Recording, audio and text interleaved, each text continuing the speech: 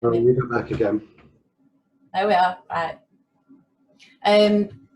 Just as a starting point, this was I was in Berlin in February, earlier in the year, and this was the accessible toilet in the German Technical Museum. And I still to this day cannot work out what this hoisting system does and how it works. So I'm hoping Robin or Simon are going to offer a prize to the best answer as to how this actually works. So this is just a bit of fun to set the presentation off, but you can see that there's a bit of tracking hoist here, and then there's this ladder thing. So so please comment in the chat box as to how you think that might work. So moving on to the presentation, bathroom design, does appearance matter? So in terms of the learning outcomes, I really want to use this as an opportunity to think about how the appearance of equipment and adaptations impact on those people that are using them. And from that, then think about, can an accessible bathroom actually be also a beautiful bathroom? And I very much would like people to think about and discuss among themselves on the chat option about what you do in your own practice, to see what people's experiences are and what different people do, and share good practice really, and then we'll finish with some questions and answers. And as we're going through the presentation, I'd just like you to think about what is your own practice regarding adapted bathroom design. Does the client have choice in what is fitted? And does the client influence any of the design of what's fitted?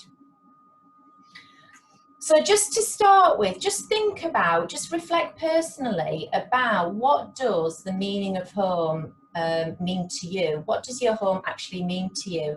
Susan Clayton, who's an environmental psychologist, has said that for many people, their home is part of their self-definition. And I can personally identify with that.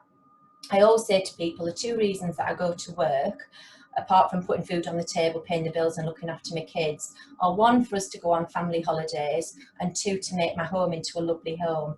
Having a nice home to me is really important, and I enjoy designing and decorating rooms, and the way it looks really says something about me and it defines me. It is really important. So I just want you to think personally about what your home actually means to you as an individual. And more specifically, think about bathrooms. So what purpose do our bathrooms serve? We have some very functional reasons to go in the bathroom. You know, we brush our teeth, we wash our face, we use the toilet, we go in the bath, we have a shower. It might be that we're doing these personal care activities ourselves, or we're caring for other people, our children or other dependents. The bathroom is also a really important place for many people, just to have a bit of quiet time and relax, put nice bubbles in, some nice smells, candles, read a book, listen to music. So you've got a bit of a sanctuary there. And I think we can't move away from the fact that a nice bathroom, as the same with a nice kitchen, can actually increase the desirability and therefore the value of a property. And conversely, a less attractive bathroom reduces the desirability and the value potentially of a house. So for many people, having a bathroom fitted into their properties and the impact that that's going to have on their potential value of the properties is important, and something that we do need to bear in mind when we're doing our assessments. I'd like to just talk a little bit now about ergonomics. So I've paraphrased this reference, but basically ergonomics is about us understanding how we interact as humans with everything that we come into contact with. And the idea being is that if we have that understanding, then those things that we interact with can be designed to optimise our well-being and our overall performance. So if we just hold on to that as a definition. But I think there's a common misconception that ergonomic design is all around that physical design. So if we think about bathrooms, yes, it's really important that we think about, is there going to be a good physical interaction with the person and their bathroom design? But just as important, and and in many occasions, if not more important, are other elements of design. So cognitive design. Can a person, is it intuitive? Is it really clear which is the hot tap, which is the cold tap? Is it clear how you turn the shower on and off, for example? So if you've got a client with dementia or a brain injury or another cognitive difficulty, how easy is it for them to engage with that bathroom? Similarly, sensory considerations need to be taken into account when we're designing something ergonomically. So for example, if somebody's got a visual impairment, what do we need to design into that bathroom? Do we need to, are they going to be able to tell which is the hot tap, which is the cold tap? How are they going to know when the bath is filled up? What we're going to do to design that bathroom so that they can be safe and independent? Similarly, we should be considering people's cultural needs as well. So again, with the bathroom, does a person need fresh running water while they're using the toilet? Or on a much more broader cultural level, I'll use my dad as an example. He's in his 80s. He's from a cultural background where you had a bath twice a week and that was it. And he still sticks to that routine even now. Recently, he got stuck in the bath and he refuses to use the shower cubicle. He continues to use the bath because culturally that's what he's always done. And it's being able to respect people's cultural values and again, design into whatever it is we're designing to make sure that they are accommodated. And the thing probably that I'm most interested in is that emotional, psychological relationship that we have with the things that we come into contact with. And that again is something that we really need to be thinking about with bathroom design if we're going to be designing it in a good ergonomic way. So it's really important to understand that emotion is a really huge part of how we engage with the things that we come into contact with, and recognizing that. And how we respond to that emotionally very much depends on the product itself and what it means to us as the actual user.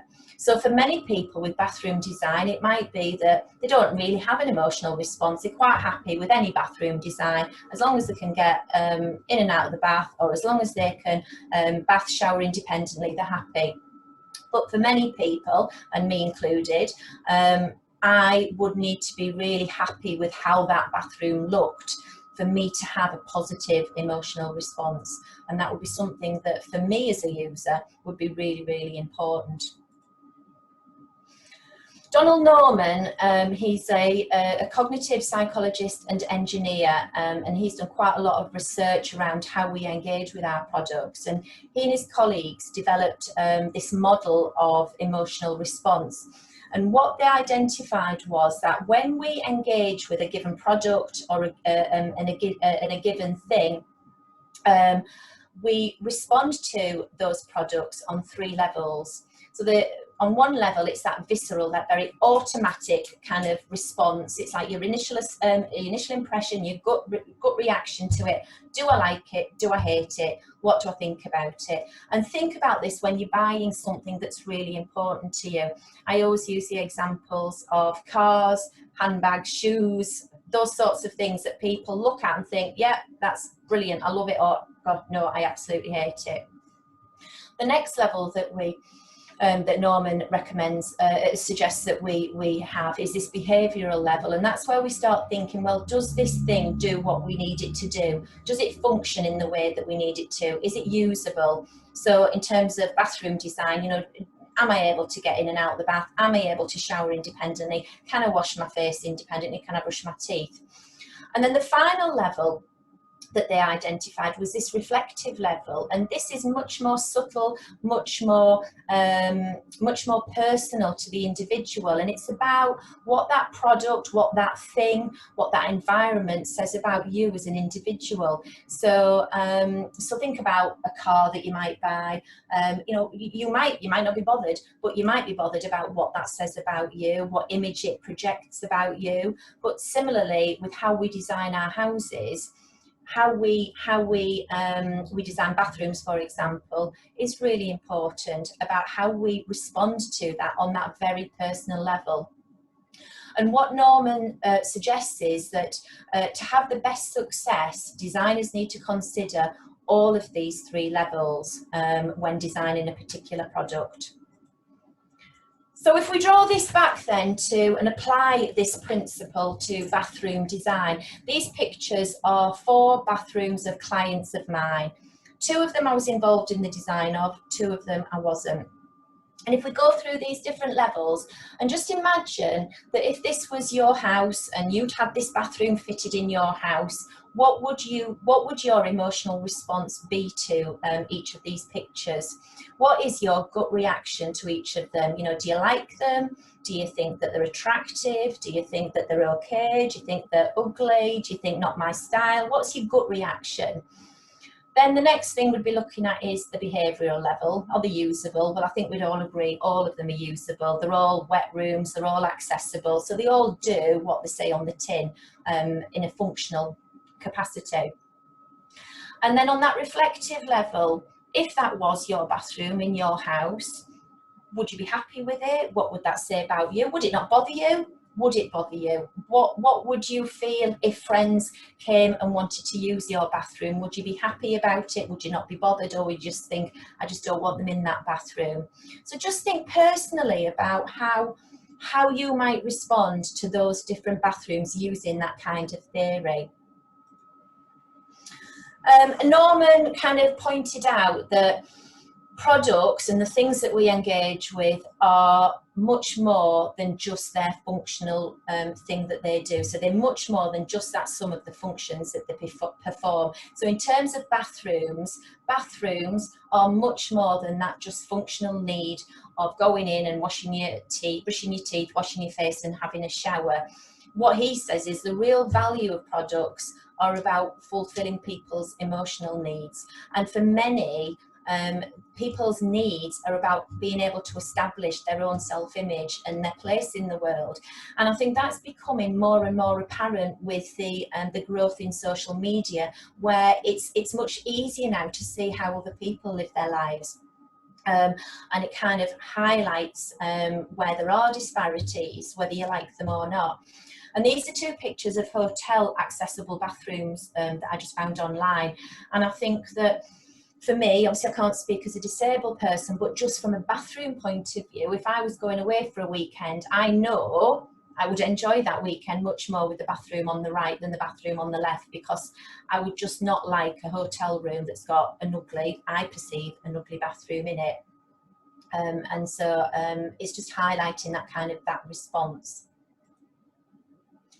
So these authors, what they recognised was that in general modern life, products are continuously being improved and developed to reflect what's happening in our society. And mobile phones and technology are a really good example of how things have changed over the last 20, 15 years, not just functionally, but also in how they look. Similarly, styles have changed. So we've got a lovely 1970s avocado bathroom on the right, and I genuinely don't think you can go into a bathroom store currently and find an avocado bathroom suite because styles have changed. And any bathroom shop that you go into, generally the bathrooms are presented in a very lovely and attractive way. And from my experience of 26 years working as an OT, I can genuinely say that, hand on heart, some bathrooms that I go into that have been adapted for clients have not changed at all. They still look on many levels exactly the same. They've got the same ultra flooring that I was recommending 26 years ago, the same square white tiles, the same white plastic shower on the wall, and the same white grab rails. So styles, what I'm saying is that that the styles for the accessible bathroom market haven't necessarily changed in line with the general product market when it comes to bathroom design. And I think that's something really important that we need to consider and reflect on. And choice is something that's really, really important for users to help them show their own identity. This was a quote from my research project. One of the participants, when we were talking about wheelchair choice, she wanted a wheelchair that really reflected her personality. She was quite vivacious. She wanted a really brightly coloured wheelchair. And her comment was, well, she was told she can have any colour as long as it's black. So there was no choice given to her that reflected her as an individual. And having more choice allows people to be recognised as an individual and have more control over their self-image, like the rest of us can. We can choose the things that we might use, which reflect how we are as an individual. And this is particularly important for people who have perhaps got a newly acquired disability and they're having to come to terms with it psychologically and still meet the same desires of the social norms of their peers. So having a choice to be able to match those social norms can be really, really important for people. And what it also means is that we are shifting from that homogenous disabled design, going back to bathrooms as an example. It's not just unique to bathrooms, that all disabled people should have the same design in terms of their bathrooms. In actual fact, when it comes to the evidence around what users think about design, much of it is very much anecdotal. There isn't little published evidence, and I must hold my hands up. I never published my research, in spite of the fact that people weren't content or satisfied with the design, because much of the focus is generally on that ability to restore function. And often for us as health professionals, we can see a good outcome as being around functional improvement. So if that person can independently shower or bath themselves, then that is a positive outcome for us. But for the user, independence is much more than just that functional ability. It's about a wider context of what they feel is personally and socially acceptable to them. And Macready and Tinker even went as far as to say that assistive equipment can be the antithesis of sensitive design. Newell suggested that designers don't always necessarily see the end user as the customer. Often for mass-produced pieces of equipment, end users traditionally have been the NHS statutory services, and so cost has been a big influencing factor when it comes to design, rather than thinking about the person that's going to be using it at the very end. And one of the participants in a study by Ravenberg pointed out their dissatisfaction with the appearance and design, and suggested that, you know, perhaps you should be expected to be satisfied, to be grateful, but you're the one that's got to live with it every day. People are coming in and out of your home, and there was very much this feel about how they think about you and how your home looks. I'll just talk briefly about the late architect Michael Grave. For those of you familiar with Alessi products, Michael Grave designed the bird Alessi kettle pictured there. And in 2003, he became a permanent wheelchair user as a result of a spinal cord infection. And what he then recognised was the massive change that you have got to make in your life physically when you become a wheelchair user. You've got to redesign everything, your sense of independence, your privacy. But when it comes to products, he made it quite clear that designers completely abandoned the users.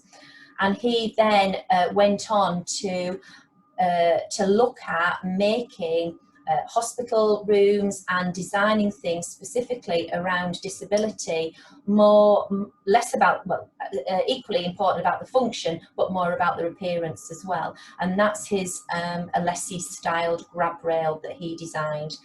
And he very much feels that how things look actually contribute to how you feel about yourself as a disabled person.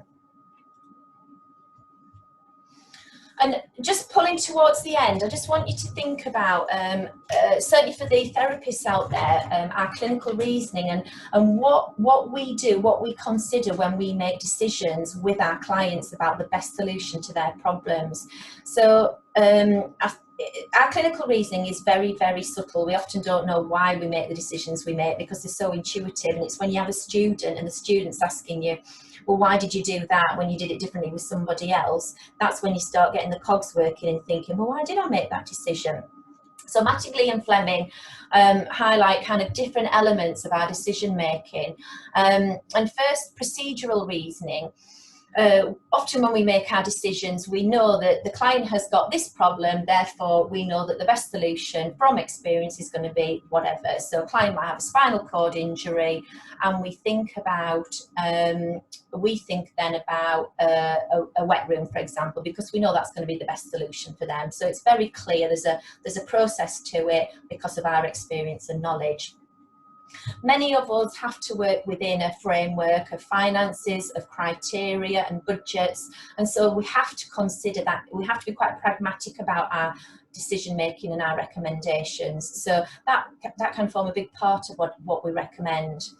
But I think sometimes we can be in a danger then of stopping at that and only thinking about the procedural and the pragmatic, when in actual fact there are much more elements to our decision making, particularly when we are working in a very client-centered way.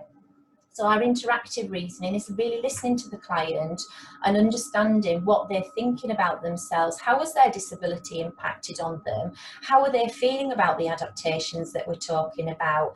What do they want? What would be their preference? Are they happy with what we're recommending?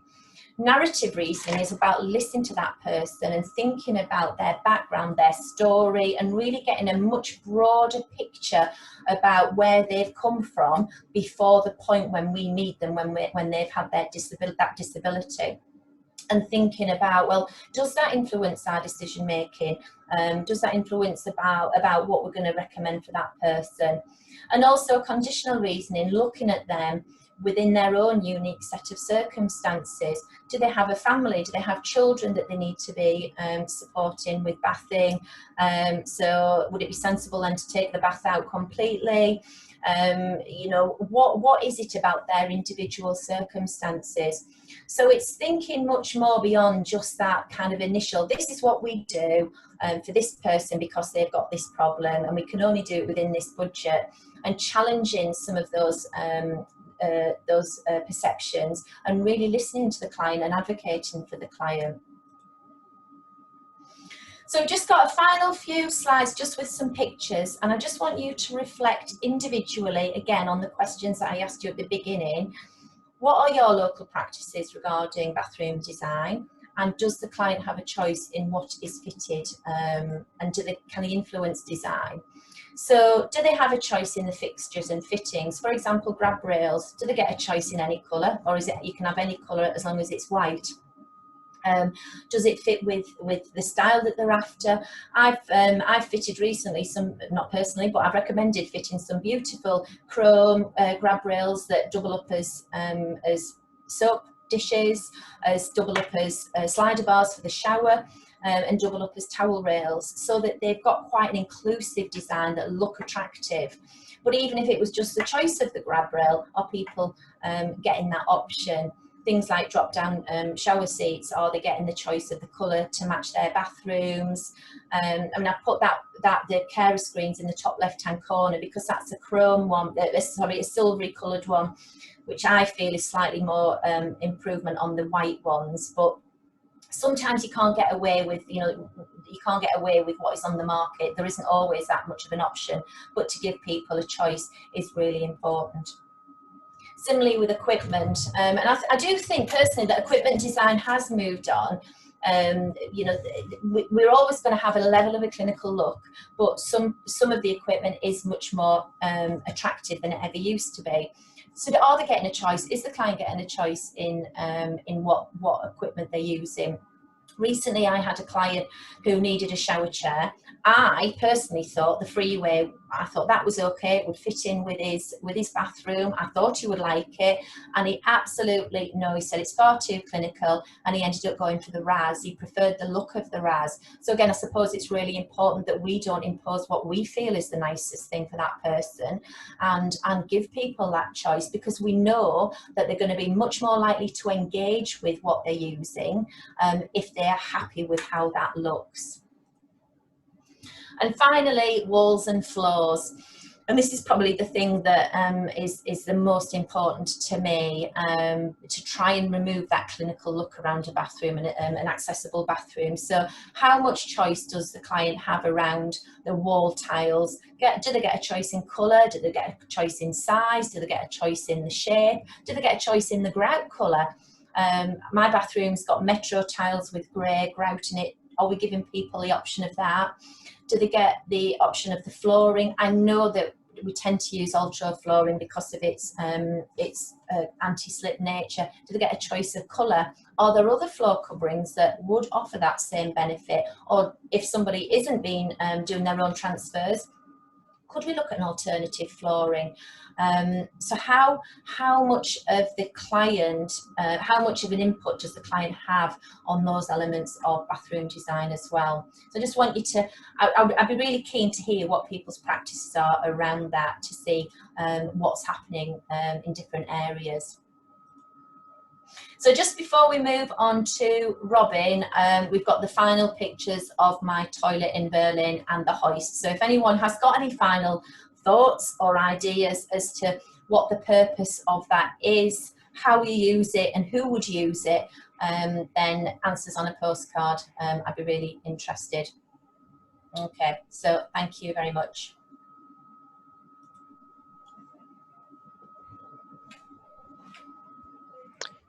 Thank you, Emma. Really thought-provoking.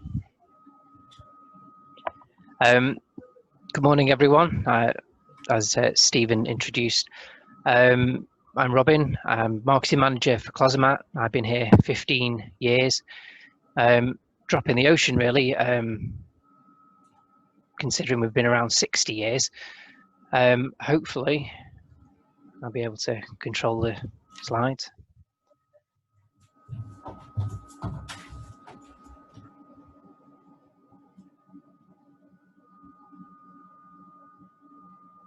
You might have to do it, Stephen. It's oh no, hang on.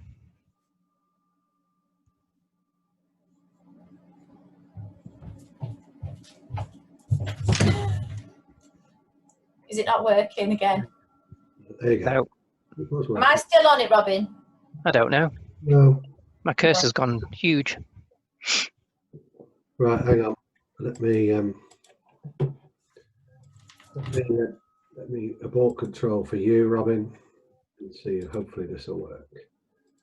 Okay. Good idea, didn't it?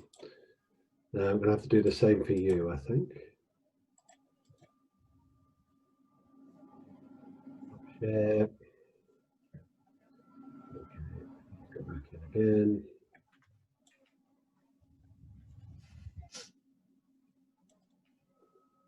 Okay, I'll move you on, Robin, if that's okay. Yep. Okay.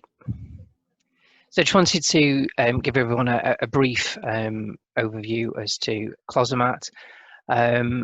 So yeah, we do, and as most of you will be aware, that we do the wash dry toilet, the VITA range, the PALMA and the wall mounted Lima.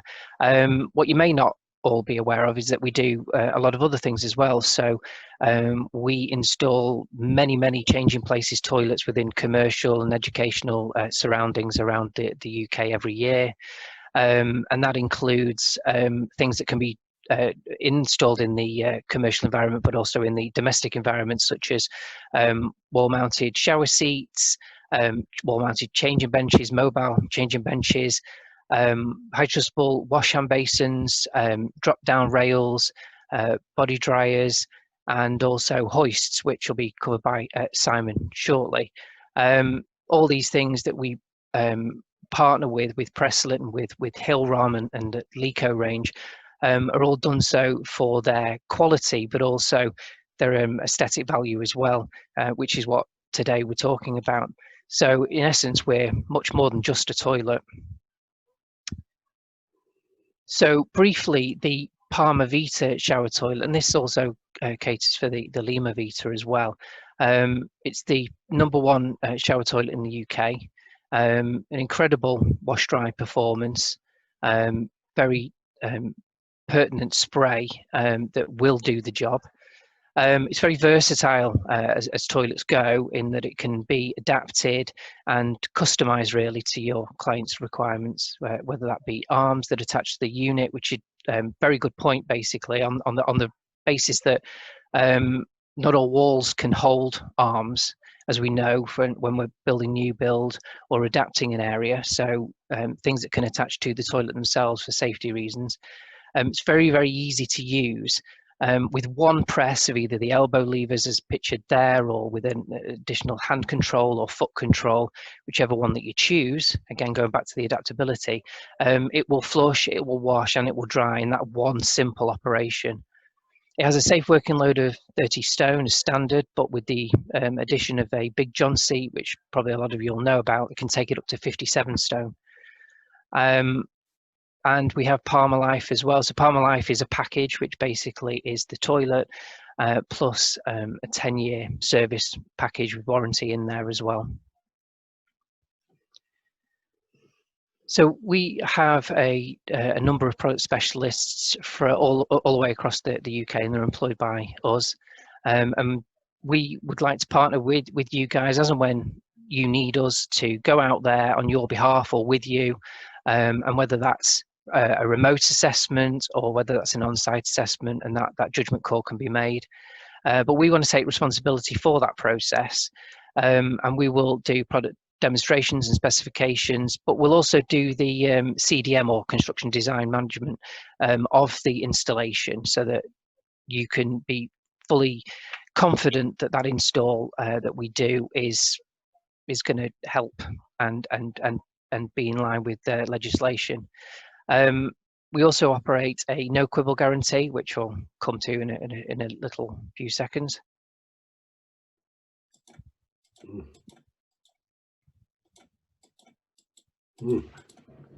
Sorry, Robin. It's not moving again. Elusive buttons. Yeah, I know. Well, I must say, this has never quite happened like this. I'm going to have to just share again. Won't be a second. Share screen again. Okay. We've got a lot of content in this presentation. I think it may be, yeah. Yeah, hang on. Let me just try that again. Okay, share screen. Thanks for bearing with us, everyone. There we go. Sorry, Robin. Just going back to that point that I just made about the surveys. Obviously, we're in very odd times at the minute, and we want to reassure everyone that our survey process is still continuing. We've been working all the way through the pandemic. We've carried out a number of risk assessments and documented them. They're all on our website for you to see. We can send them out, and we will send them out prior to any visits. But in the first instance, we can do that remotely, and I know that that's been quite well received within the disability marketplace and with yourselves as OTs, because no one wants to put any vulnerable person at risk. We'll do social distancing, video calls, whatever it might be, but we can operate exactly how you need us to. We produced a document that basically details how we approach this, and we've called it a flexible approach to assessments, because that's really what it is. So yes, we will do site visits where it's necessary, and they are still necessary, and we can carry them out in a COVID safe way. But we've got this document here, and if anybody wants it, if you put that in the chat that you'd like the remote assessments document, you can share this with your colleagues, you can share it with your clients, and we can share it with you guys. And we have shared it with quite a number of you, but if anyone would like it, just put it in the chat. So the way that the remote assessment work, as an example, we'd have the initial discussion. You guys would get in touch with us as you would do normally, and have a chat as to what is actually required.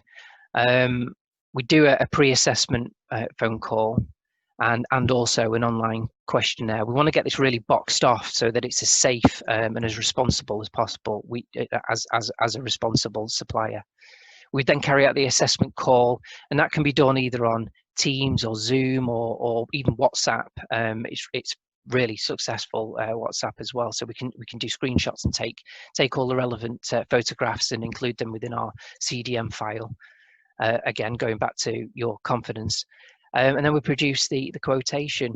Now, just going there as it says, no quibble. If at any point, you know, the mistakes happen, unfortunately, and if that was to happen and we've been part of that process, we just want to reassure you that we won't mess around. We will put that problem straight without question. You know, as long as we've been part of that process and we follow it through, then yeah, we'll get it right, and the client will be happy at the end of it. Recently produced some literature with regard to team meetings. So this is a CPD qualified virtual team meeting. We've done team meetings over the years, been really successful, getting groups of yourselves in a room and doing a presentation similar to this. But now obviously we can't necessarily do that, and you guys don't want us to do that, but we can do it on a remote basis. So pulling together teams of you guys, one geographical area at a time, and we can get this over to you and deliver a really good presentation. So if anybody would like a virtual team meeting, as we would have done in person, then please put it in the chat, or just visit the website to locate your product specialist and get in touch with them directly. But you can add this to your CPD hours as well. PALMA Life, briefly mentioned it before. This document here, another newly branded piece of literature that really goes into some detail as to what PALMA Life is, that 10 years cover, and how it can be wrapped up into the you know, the initial DFG. We're detailing the cost. It's all very upfront. There's no hidden bits and pieces, no small print, etc. But this is a document. If anybody would like some more information about PALMA Life, they can have this document. Please add it to the chat and we'll get it over to you. So warranty versus service, it can be a contentious issue, but a warranty, is, we all know what a warranty is, and it just sort of sits there in the background, and if you need it, it can be acted upon, and we give the same level of cover on a warranty as anybody else, but we'd like to think we always go that little bit further as well. With a service, I mean, it's like having a car, isn't it? If you've got a car, you get it serviced annually. It's what you do, and what that does is it extends that warranty, in inverted commas, and goes much beyond that. You know, it's basically preempting any issues that are going to happen. Our guys will come out, do an annual service visit. They'll give it the once over, but also within that service, we can do updates to the toilet. We can do any maintenance that needs to be, any adjustments, because the essence of Closomat is to be very simple. So we want it to be very easy for the client just to say, oh, can you tweak this? Can you do that? The service contract, you know, protects the grant funding. It protects the end user. And how many of you have had to be called back into a job which you've already signed off? Well, we take responsibility for it. It's fit and forget. Once it's with us and it's under our service contract, they're only dealing with us. And again, just to reiterate, can be covered under the same DFG as the toilet. Here we have just some visual examples again of the equipment that can be fitted. And again, it just goes back to the essence of what the webinar is today, about the aesthetics of these things. You know, the Eco Rail range of hoisting, really, you know, understated piece of kit, and the Presslit range of height adjustable equipment, whether that be the changing bench or the wash hand basin, the grab rails that go with them, and the shower seats, are quite aesthetically pleasing, as well as very functional and robust. So just to recap, the toilets we do, best on the market. We do the changing places, we're market leaders in that as well. The basins, the high adjustable equipment, and the full range, including body dryers. But we also do the hoists. And I'm going to hand you over now to Simon, and he can discuss those further.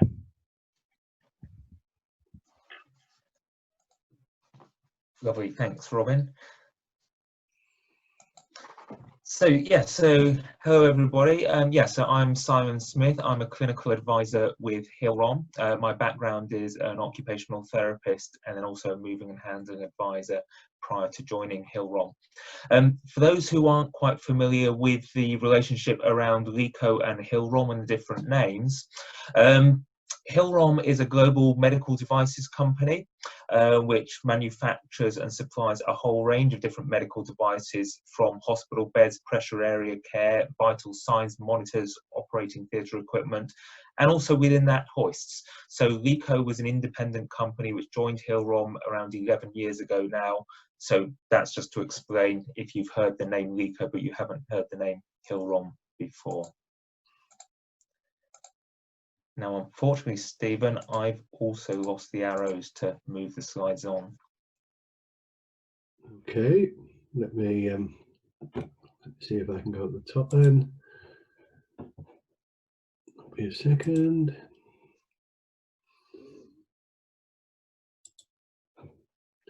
May have to come out and in again. Okay. Yeah, I'll just stop that share. Okay, share screen, back to there. Okay, Simon, I'll move you forward, Simon, if that's okay.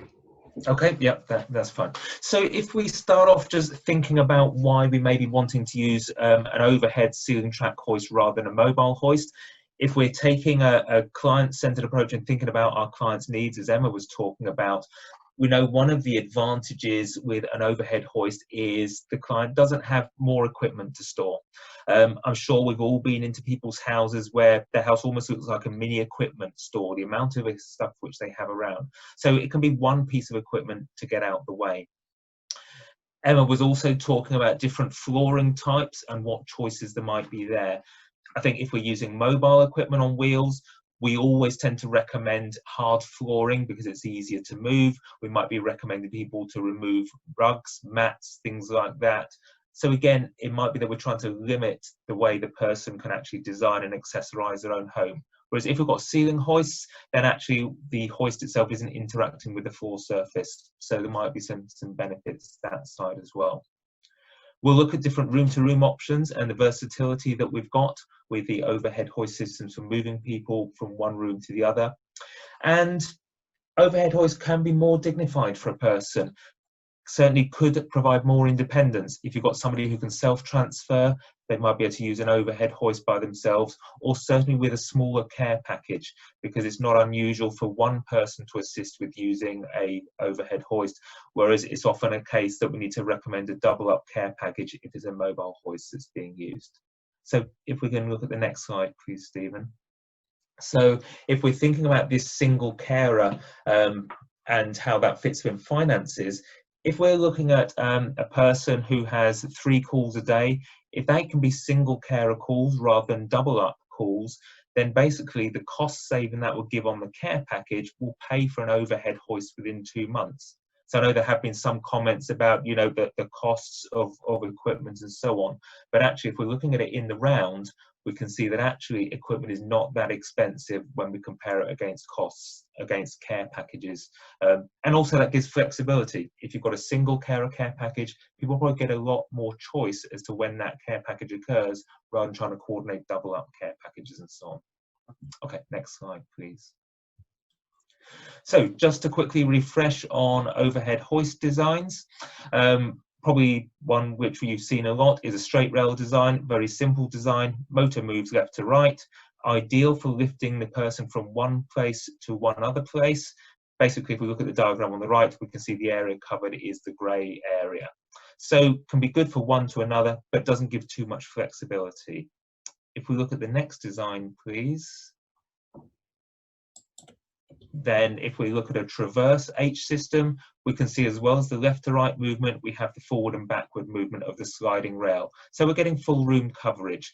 So if we're looking at a room where we've got multiple pick up and put down points, and a bathroom is classic of that, where we might be wanting to transfer somebody into a shower cubicle, maybe into a bath, onto the toilet, from the wheelchair, then actually having the traverse system allows that flexibility. If we're thinking of a bedroom, maybe it's a child's bedroom where as the child grows or their needs change, the size of the equipment or the location of the equipment is going to need to change. So rather than having to try and have rails lined up perfectly and planning what the next 10 years is going to look like, we've actually got that flexibility to move things around in the room, just like many of us may reorganize our child's bedrooms over the years as they grow. Next slide, thank you. So in terms of installing these rails, there's a number of choices. I won't go into them in detail, but basically don't assume that a property can't take an overhead hoist because of the building design or strength. It can be fixed to the ceiling, can be fixed to walls, can be put through upright support posts to load bear onto the floor. So there's a solution for most building designs these days in terms of installing rails. Here I'm showing silver rails just so they contrast, so it's easy for you to see on the pictures, but the rails can be provided in a white finish. So if somebody wants white because they want it to try and blend with the ceiling, then that's fine.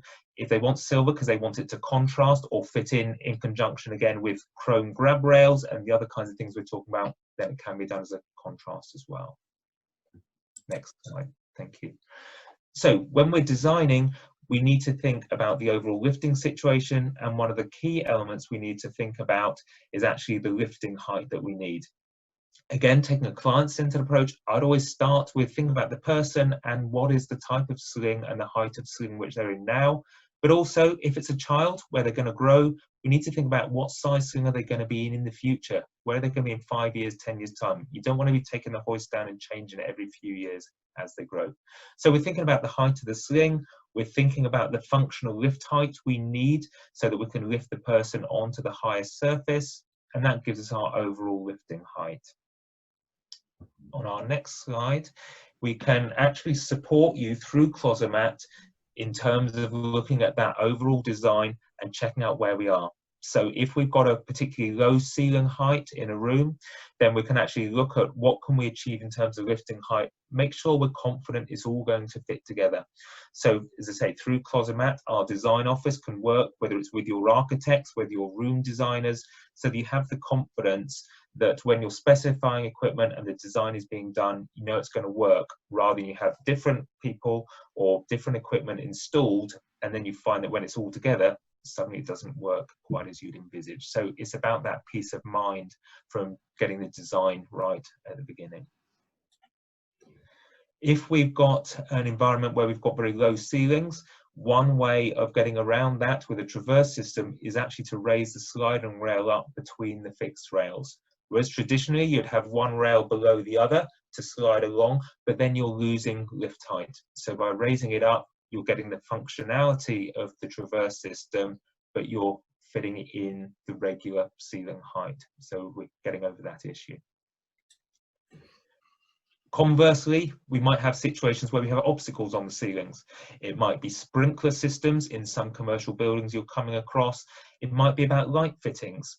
Often with overheads, we might say, well, great, change all the light fittings to recessed spotlights. But again, how does that fit in with what the client actually wants in their own home? Maybe they don't want spotlights. So if they have got things which are fitted to the ceiling, which can hang down from the ceiling, then there's the options of fitting the traversing rail extra low so that it will slide and clear underneath those obstacles. But of course, that just comes back to the design, thinking about the lift heights, the ceiling height. So it's all about this integrated design approach that Closomat and Hill-Rom can support you with. Sometimes we see challenges around transferring people from room to room. Now, using an overhead hoist is great for this because it can cut down the number of lifts and lowers that you need to see. So I'm going to do a transfer, somebody be pushed through, then do a second transfer at the other end. But in terms of getting the rails to move from one room to the other, commonly I've seen properties like the one on the left where there's been a big cutout put above the door so that the rail and the lift motor can slide through that door head there. But what that means is we no longer have a door that seals the bathroom from the rest of the house. So we're going to get steam, we're going to get other odours escaping from the bathroom. So there might again be a privacy and dignity issue we've got here. One way around it, as we see on the right, is to specify overheight doors. So by having extra tall doors, it means we haven't got the big cutout for the lift motor to go through. So that might be one way, although we're still having to change the door header, the height of the door aperture, and so on. If we look to the next slide, we can see the Lico room-to-room solution. So with this solution, we're not needing to do any adaptation to the door header at all. So this can be great in terms of cutting down the amount of enabling works, building works. If one room was an extension on the side of an existing house, then you would have a load-bearing lintel. And to remove and move that lintel is going to cost a lot of money. So what we've actually got here is 2 independent hoist systems, 1 in each room. And then the person can basically approach the door on one hoist system. At the top of the sling bar, at the bottom of the strap, we've actually got a couple of hooks, so we can hook on the second strap, and that can then transfer the person from one lift motor to the other lift motor through the doorway.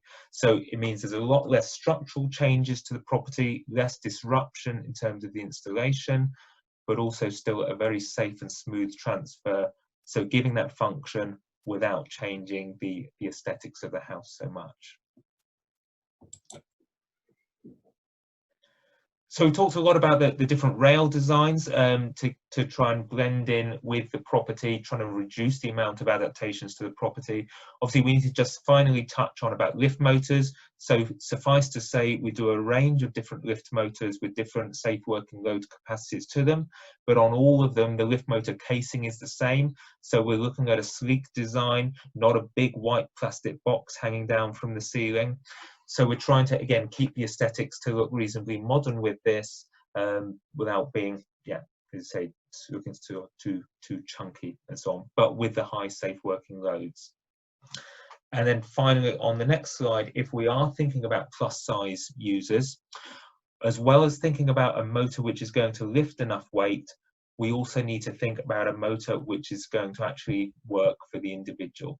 So by having a twin motor system, and we can see on the pictures we've got one sling bar for the shoulder loops, a different one for the leg loops. This creates more space within the sling for the person, so they're not going to feel as bunched up in the sling. And if we compare the 2 photos at the bottom, we can see, because we can raise one sling bar in relation to the other sling bar, this actually gives us a mechanized tilt in space.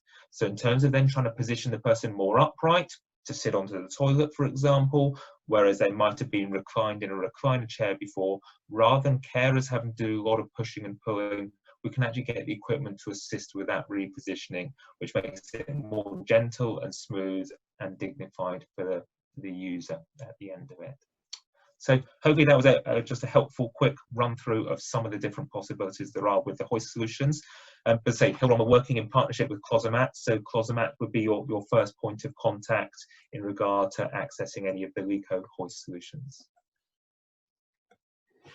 Brilliant, thank you, Simon. I think that was really, really useful summary. And just to reiterate what Simon said, really, is absolutely talk to one of our product specialists at any time about any of these solutions that you've seen today. And what we're trying to convey really is, obviously we're well known and our product specialist is in the wash dry toilet, but we do provide solutions across the whole of the bathroom adaptations, apart from tiling and a few decorative pieces. Okay, I'm going to have to, as my mouse is now, I'll just stop share and then go back onto share screen. Okay, I hope this will work. Yeah, okay. So just a really quick summary, because I know we're pushed for time, but I really appreciate that most of you have managed to stay on. So many thanks for that. Hopefully the learning outcomes from today have been exploring the appearance of equipment and adaptations that can impact on users, both from Emma and from Simon, and also from Robin. A good discussion on how accessible bathrooms can be a beautiful bathroom. Some really, really fantastic images from Emma and descriptions on how a disabled bathroom doesn't have to be unbeautiful, for want of a better word, and it can look fantastic. And then to facilitate discussion on how to share practice, best practice with each other. So I think it's been a really, really good session. It's been a long session this morning. I think we've got a lot in. To find out more, to discuss more with us about any of the products and opportunities you've seen, do email us at info@closomat.co.uk, We have a live chat facility that's available 9 to 5.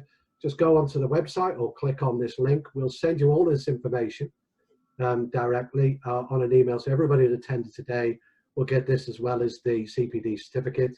And of course, pop onto the website for any product information you might need as well.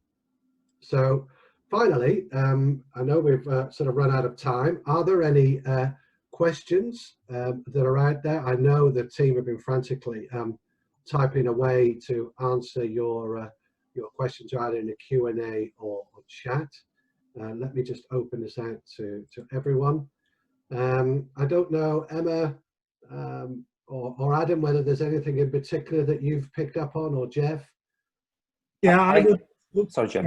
Adam, I was just going to say for Emma and Adam, just to reiterate some of the points you're making on the chat regarding challenging the standard wet room approach. Would you want to say a little bit about that, especially with regarding to surveyors and OT specifications? Sure, yeah, and that's what I was going to jump in there. So you you got in ahead of me. I think that's been the theme of, and probably what I expected. Emma, jump in any time.